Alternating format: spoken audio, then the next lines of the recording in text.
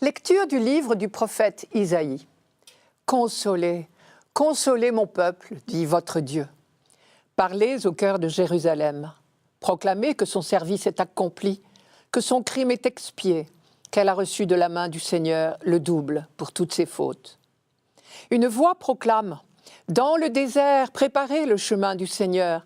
Tracez droit dans les terres arides une route pour notre Dieu. Que tout ravin soit comblé, toute montagne et toute colline abaissée. Que les escarpements se changent en plaine et les sommets en larges vallées. Alors se révélera la gloire du Seigneur et tout être de chair verra que la bouche du Seigneur a parlé. Monte sur une haute montagne, toi qui portes la bonne nouvelle à Sion. Élève la voix avec force, toi qui portes la bonne nouvelle à Jérusalem. Élève la voix, ne crains pas. Dis aux villes de Juda, voici votre Dieu, voici le Seigneur Dieu. Il vient avec puissance, son bras lui soumet tout.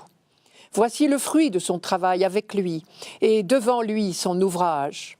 Comme un berger, il fait paître son troupeau, son bras rassemble les agneaux.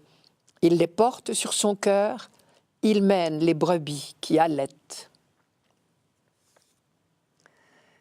C'est ici que commence l'un des plus beaux passages du livre d'Isaïe.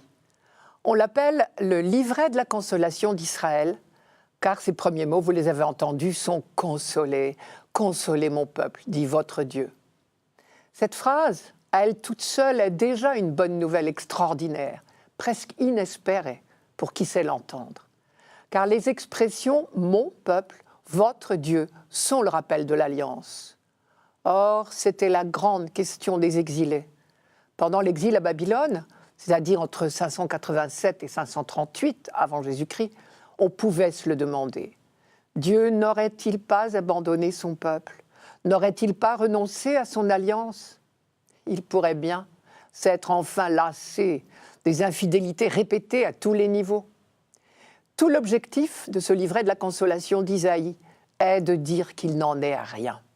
Et Dieu affirme encore « Vous serez mon peuple et je serai votre Dieu », ce qui était la devise, ou plutôt l'idéal de l'Alliance. Je prends tout simplement le texte dans l'ordre. « Parlez au cœur de Jérusalem, proclamez que son service est accompli, dit Isaïe. » Cela veut dire que la servitude à Babylone est finie. C'est donc une annonce de la libération et du retour à Jérusalem. Que son crime est expié et qu'elle a reçu de la main du Seigneur le double pour toutes ses fautes. Vous savez que d'après la loi d'Israël, un voleur devait restituer le double des biens qu'il avait volés. Par exemple, 2 bêtes pour une.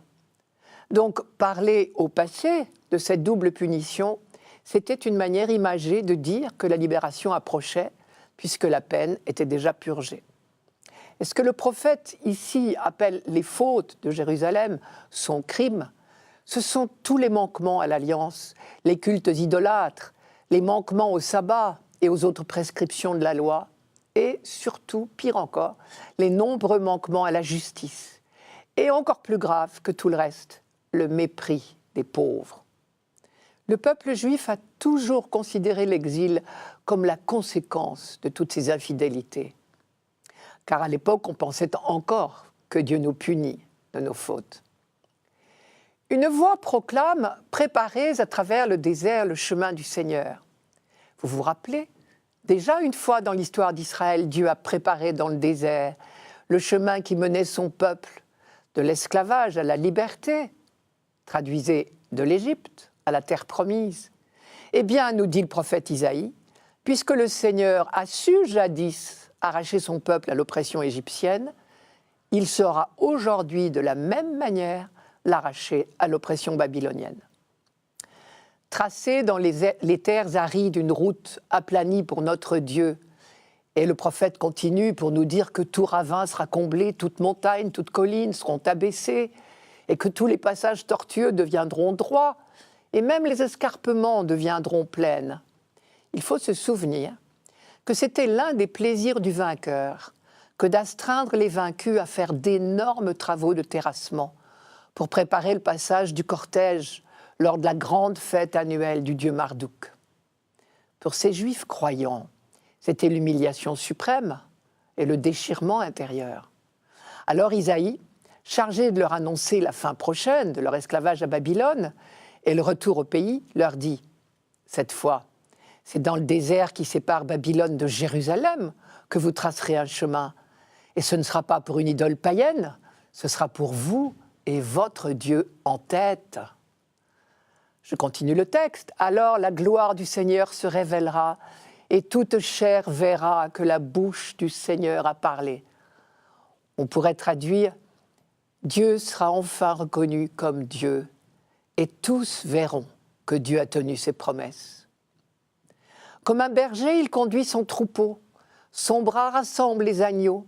Il les porte sur son cœur et il mène les brebis qui allaitent. Nous retrouvons ici, chez Isaïe, l'image chère à un autre prophète de la même époque, Ézéchiel. Ce texte, dans son ensemble, résonnait donc comme une extraordinaire nouvelle aux oreilles des contemporains d'Isaïe au VIe siècle, avant Jésus-Christ. Et voilà que 500 ou 600 ans plus tard, lorsque Jean-Baptiste a vu Jésus de Nazareth s'approcher du Jourdain et demander le baptême, il a entendu résonner en lui ces paroles d'Isaïe. Il a été rempli d'une évidence aveuglante. Mais le voilà, celui qui rassemble définitivement le troupeau du Père. Le voilà, celui qui va transformer les chemins tortueux des hommes en chemins de lumière. Le voilà, celui qui vient redonner au peuple de Dieu sa dignité. Le voilà, celui en qui se révèle la gloire, c'est-à-dire la présence du Seigneur. Fini le temps des prophètes. Désormais, Dieu lui-même est parmi nous.